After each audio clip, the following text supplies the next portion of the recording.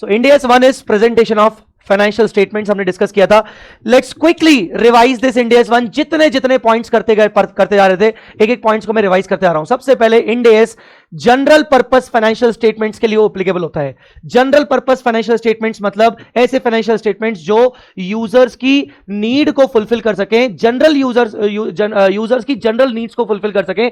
They are not tailored made financial statements. ठीक है. उसके बाद Ind AS 1 condensed interim financial reporting के लिए एप्लीकेबल नहीं है as far as structure and content of the standards या structure and content of the financial statement.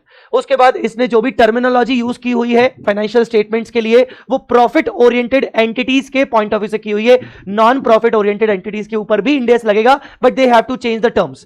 Materiality क्या होती है? मटेरियलिटी किसी भी इंफॉर्मेशन को मटेरियल कब मानेंगे? जब उसका ओमिशन होना, जब उसका मिस स्टेटमेंट होना, या फिर जब उसका ऑब्सक्योर होना यूजर के डिसीजन को इन्फ्लुएंस करे. अगर उसके ओमिशन से यूजर का डिसीजन इन्फ्लुएंस होता है तो वो इंफॉर्मेशन मटेरियल है. या तो ऑब्सक्योर होने से या तो मिस स्टेट होने से अगर यूजर का डिसीजन इन्फ्लुएंस होता है तो इसका मतलब डेफिनेटली वो इंफॉर्मेशन मटेरियल इंफॉर्मेशन है, क्योंकि यूजर उसी बेसिक इंफॉर्मेशन के बेसिस पर कोई ना कोई डिसीजन लेने वाला है. ऑब्सक्योर का मतलब क्या होता है? ऑब्सक्योर का मतलब इस तरीके से कम्युनिकेट करना इंफॉर्मेशन को कि वो एज गुड एज ओमिशन में हो जाए, वो एज गुड एज ओमिटेड हो जाए, या वो as good as misstate हो जाए. ओमिशन के कुछ एग्जांपल्स पढ़े थे हमने, लगभग उसके 5 एग्जांपल्स थे. पहला एग्जांपल था कि इंफॉर्मेशन को कम्युनिकेट तो किया गया है फाइनेंशियल स्टेटमेंट में, बट पूरी तरीके से क्लियर नहीं किया गया, और इन लैंग्वेज जो यूज की गई है वो बहुत ही वेग है और डिफाइन नहीं है प्रॉपरली.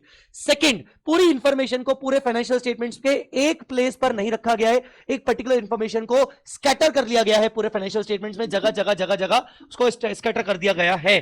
कोई बच्चे का अनम्यूट दिख रहा है मुझे, प्लीज प्लीज प्लीज म्यूट कर दो. यस.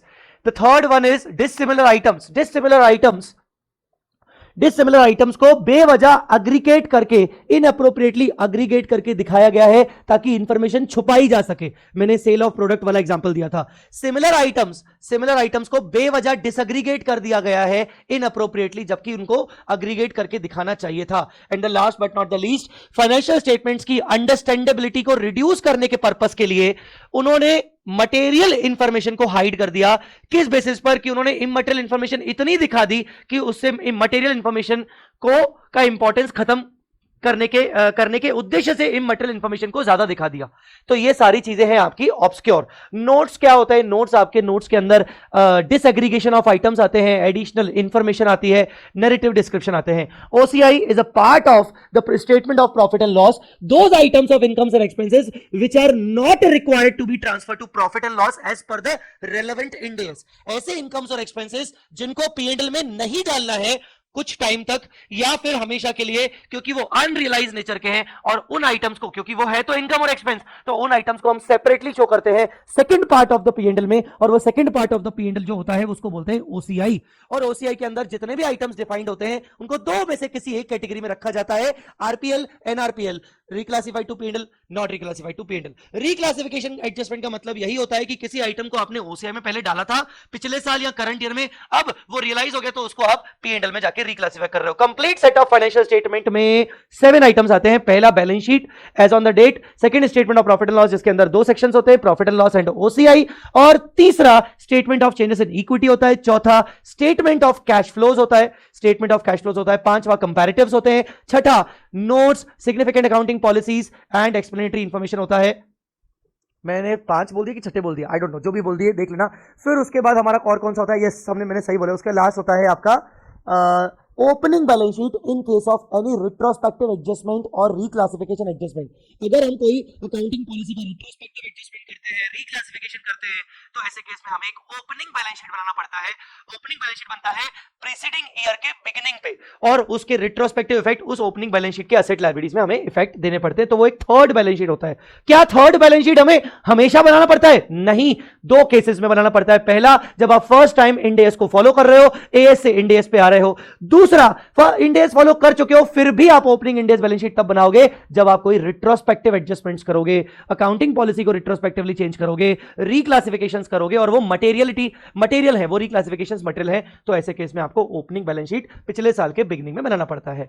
आगे बढ़ते हैं। while preparing financial statements, while providing the financial statements to the users, entity has to make explicit and unreserved statement of compliance। इसका मतलब उन्होंने अगर सारे इंडियस का कंप्लायंस किया भी है तो भी उनको अपनी रिपोर्ट में बताना पड़ेगा कि yes we have complied with all the accounting standards with no exclusivity, with no क्या बोलते हैं एक्सेप्शन, और ये अनरिजर्व्ड स्टेटमेंट होना चाहिए। मतलब वही कि हमने ऐसा ना कि भाई ये इंडेस अप्लाई कर दिया पर ये वाला इंडेस छोड़कर या इस इंडेस की ये पर्टिकुलर रिक्वायरमेंट को छोड़कर किया है, ऐसा नहीं कर सकते। अगर ऐसा किया तो माना जाएगा कि आपने इंडेस का कंप्लायंस नहीं किया है। ऐसे केस में ऑडिटर क्वालिफाइंग रिपोर्ट दे सकता है।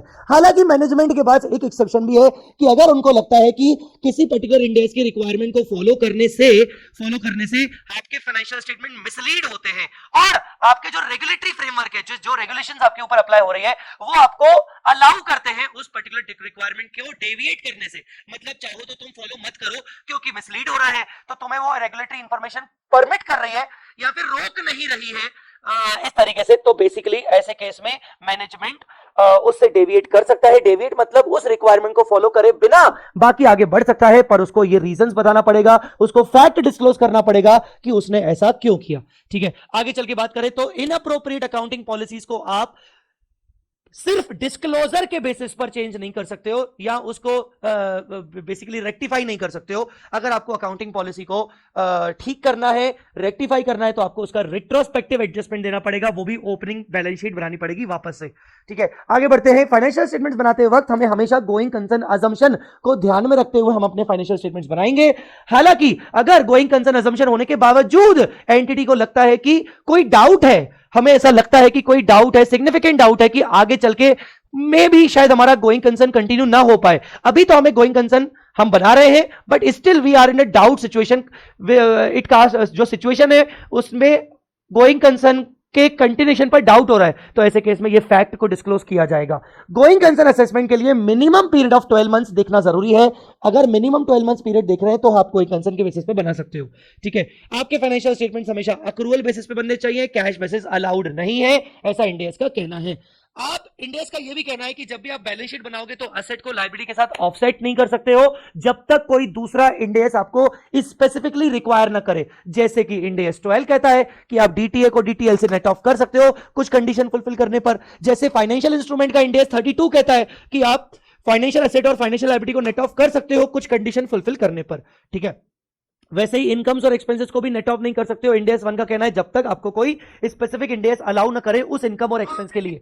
इसके अलावा अगर बात करें तो मिनिमम फाइनेंशियल स्टेटमेंट्स का जो रिपोर्टिंग पीरियड होना चाहिए वो 12 मंथ्स का पीरियड होना चाहिए, मतलब एनुअल रिपोर्टिंग पीरियड होना ही चाहिए मिनिमम, उससे भी ज्यादा हो सकता है। यहां कोई मैंडेटरी नहीं है कि बस 12 मंथ का ही होगा, पर अगर 12 मंथ से कम हुआ तो हम उसको एनुअल फाइनेंशियल स्टेटमेंट नहीं बोलेंगे, उसको इंटरिम फाइनेंशियल स्टेटमेंट बोलेंगे। क्या हमें अपनी प्रेजेंटेशन, अपने क्लासिफिकेशन ऑफ आइटम्स को कंसिस्टेंट मैनर पे फॉलो करना चाहिए? ऑफ कोर्स, बोलने की क्या बात है, बट अगर हम उसको कंसिस्टेंट मैनर पे फॉलो नहीं कर पा रहे, हमें अगर प्रेजेंटेशन को चेंज करना पड़ रहा है, हमें अगर आइटम्स को चेंज करना पड़ रहा है, तो ऐसे केस में हमें बेसिकली क्या बोलते हैं अपने हमें क्या बोलते हैं या तो इंडेस की रिक्वायरमेंट के अकॉर्डिंग हम चेंज कर सकते हैं।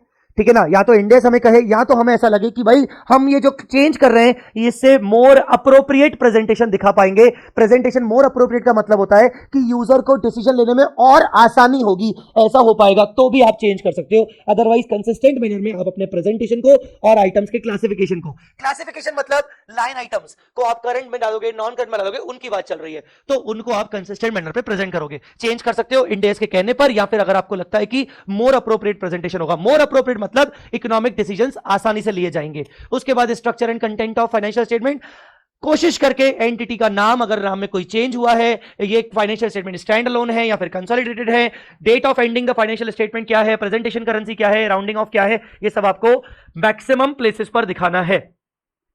उसके बाद हमने क्या पढ़ा था कि यस करंट नॉन करंट के क्लासिफिकेशंस पे आपको ध्यान रखना है। हालांकि आप लिक्विडिटी बेसिस पर भी अपने फाइनेंशियल स्टेटमेंट्स को प्रिपेयर कर सकते हो या दोनों को मिक्स करके कर सकते हो। फिर हमने देखा कि इंडेज 1 ने मिनिमम लाइन आइटम्स प्रोवाइड किए हैं कि भाई आपको on the face of balance sheet, on the face of financial statement आपको ये मिनिमम लाइन आइटम देने हैं जिसके अंदर गुडविल नहीं था, जिसके अंदर इंटेंजिबल एसेट सिंगल करके था, ठीक है। वैसे ही कैपिटल वर्क इन प्रोग्रेस वगैरह भी नहीं था। फिर उसके बाद करंट एसेट की डेफिनेशन हम ऑलरेडी शेड्यूल 3 में पढ़ चुके थे, सेम है। Operating cycle, non operating cycle, sorry operating cycle और नॉन ये करंट लायबिलिटी की डेफिनेशन हम ऑलरेडी पढ़ चुके थे, ये हमारा शेड्यूल 3 में ऑलरेडी कवर हो चुका था। फिर उसके बाद मेजरली 2 पॉइंट्स का हमने और अच्छे से देखा। एक होता है रीफाइनेंसिंग जिसको हम रोल ओवर करते हैं, रीफाइनेंसिंग जिसको हम रोल ओवर करते हैं। और रीफाइनेंसिंग का मतलब होता है कि बैंक ने, लोन प्रोवाइडर ने हमें ऑप्शन दिया है कि हम अपने लोन को लॉन्ग टर्म बेसिस पर आगे बढ़ा सकते हैं, लॉन्ग टर्म बेसिस पर हम उसको आगे बढ़ा सकते हैं। मतलब टेक्निकली वो हमारा loan with in 12 month repay होने वाला है, मतलब वो अभी करंट लायबिलिटी है बट वो फ्यूचर में, मतलब हम उसको आगे बढ़ाने का हमारे पास ऑप्शन है लॉन्ग टर्म बेसिस पर, मतलब 12 महीने से बियॉन्ड जा सकते हैं। तो अगर वो रीफाइनेंसिंग एग्रीमेंट जो हुआ है वो बैलेंस शीट डेट के बाद अग्रीड हुआ है, बैलेंस शीट डेट तक कोई चांसेस नहीं थे, तो ऐसे केस में हम इसको नॉन एडजस्टिंग इवेंट मानेंगे और बैलेंस शीट डेट पर हम इसको करंट लायबिलिटी ही कंटिन्यू करेंगे, कोई एडजस्टमेंट नहीं करेंगे, भले वो बैलेंस शीट डेट के बाद लॉन्ग टर्म हो चुका है। पर दूसरा कंडीशन ये था कि बैलेंस शीट डेट पर ये एंटिटी के डिस्क्रिप्शन पे था कि वो रोल ओवर कर सकती है, मतलब उसको ऑफर दे दिया गया था, बैंक ने अप्रूव कर दिया था, ये तो एंटिटी के डिस्क्रिप्शन पर था कि आप चाहो तो रोल ओवर कर सकते हो। तो ऐसे केस में एंटिटी को अगर लगता है कि हां हमें लगभग हमारा डिसाइड है कि हम रोल ओवर करेंगे, बैलेंस शीट डेट पर ऐसा लग रहा था, तो डेफिनेटली आप उसको फिर 12 मंथ के बजाय, मतलब करंट लायबिलिटी के बजाय आप उसको लॉन्ग टर्म नेचर का दिखा सकते हो। At the reporting date if the entity expect and has discretion to refinance और roll over the obligation of at least 12 months, treat the financial liability as non-current even if it is due to be settled within 12 months। Balance sheet date पर हालांकि वो within 12 month खत्म होने वाला था, पर balance sheet date पर ही लगता है कि हमारे पास चॉइस है, हम उसको एक्सटेंड कर सकते हैं और हम करेंगे ऐसा हमें लगता है, तो हम उसको फिर नॉन करंट दिखा सकते हैं। The second point was breach of provision of long term loan arrangements. Technically हमारे पास जो आज एक लोन चल रहा है वो एक लॉन्ग टर्म नेचर का है, हमने उसको अपनी करंट नॉन करंट लायबिलिटी में दिखाया हुआ है। अचानक से हमने उस लोन के प्रोविजंस, अग्रीमेंट के सारे क्लॉजेस में से किसी एक क्लॉज का ब्रीच कर दिया, मतलब हमने फॉलो नहीं किया। और according to the loan agreement अगर हम ब्रीच ऑफ प्रोविजन करते हैं तो हमारा लोन रीपेबल ऑन डिमांड हो जाएगा, तो ऐसे केस में वो करंट लायबिलिटी हो जाएगा। तो मैंने मान लो ब्रीच ऑफ प्रोविजन किया और कोई भी रेक्टिफिकेशन नहीं कर पाया, मैं बैलेंस शीट डेट पर ब्रीच ऑफ प्रोविजन हो चुका है, बैलेंस शीट डेट के बाद भी जो मेरा लेंडर है, मतलब जिसने मुझे लोन दिया था, उसने किसी प्रकार का कोई भी मेरे साथ समझौता नहीं किया है, कोई रेक्टिफिकेशन नहीं किया है, वो नहीं मान रहा है, तो मैं उसको करंट मानूंगा। मैं बैलेंस शीट डेट पर बोल दूंगा कि भैया ये तो रीपेबल ऑन डिमांड हो गया। अब वो केस कौन सा है, जब बैलेंस शीट डेट से पहले ही मैं डिफॉल्ट कर चुका हूं, मतलब breach of provision balance sheet date से पहले कर चुका हूं। याद रखिएगा सारे के सारे ब्रीचेस बैलेंस शीट डेट से पहले होने चाहिए, अगर ब्रीच बैलेंस शीट डेट के बाद हुआ तो प्रॉब्लम ही नहीं है, फिर तो आप बैलेंस शीट डेट पर उसको हमेशा लॉन्ग टर्म ही दिखाओगे। बट बैलेंस शीट डेट से पहले ब्रीच हो चुका था और बैलेंस शीट डेट पर मैंने ब्रीच होने के बाद बैलेंस शीट डेट पर ही मैंने लेंडर से ग्रेस पीरियड मांग लिया है, मतलब अभी बैलेंस शीट डेट ही चल रही है और लेंडर ने मुझे ग्रेस पीरियड अलाउ कर दिया और मिनिमम ग्रेस पीरियड मुझे 12 महीने का अलाउ हो चुका है, मतलब मैं 12 महीने तक डिफर कर सकता हूं। ऐसे केस में मैं उसको नॉन करंट ही शो करूंगा, मैं उसको करंट शो नहीं करूंगा। Last but not the least, even balance sheet date के बाद but before the approval of financial statement अगर लेंडर अग्री हो जाता है कि चल माफ किया, कोई बात नहीं, मत कर, आज के बाद मत करना है ना, मस्ती मत करना आज के बाद, तो ऐसे केस में फिर मैं उसको एडजस्टिंग इवेंट मानूंगा। जहां मैं रीफाइनेंसिंग वाली टर्म को नॉन एडजस्टिंग मान रहा था, तो यहां मैं उसको एडजस्टिंग इवेंट मानूंगा और एडजस्टिंग इवेंट मानते हुए मैं स्टिल बैलेंस शीट पे बोलूंगा कि ठीक है मुझे माफ कर दिया गया है, अप्रूवल अभी हुए नहीं है, तो ऐसे केस में मैं उसको स्टिल नॉन करंट ही कंटिन्यू करूंगा। समझ में आया कि नहीं? Yes sir. ये तो फास्ट हो गए। इसको YouTube पे दे दीजिएगा, हमें बाद में रिवीजन करने के लिए। सर ये क्लिप रिवीजन में काम आएगी। बिल्कुल बिल्कुल, ये सारी क्लिप्स का मैं क्या करूंगा, ये सब क्लिप्स अलग से निकालूंगा, YouTube पे मैं डालूंगा और YouTube के लिंक्स तुम्हारे लेक्चर वाइज शेड्यूल के अंदर पहले से ही प्लेस कर दूंगा ताकि तुम्हें बार बार ढूंढनी ना पड़े पूरी प्लेलिस्ट वगैरह। धन्यवाद।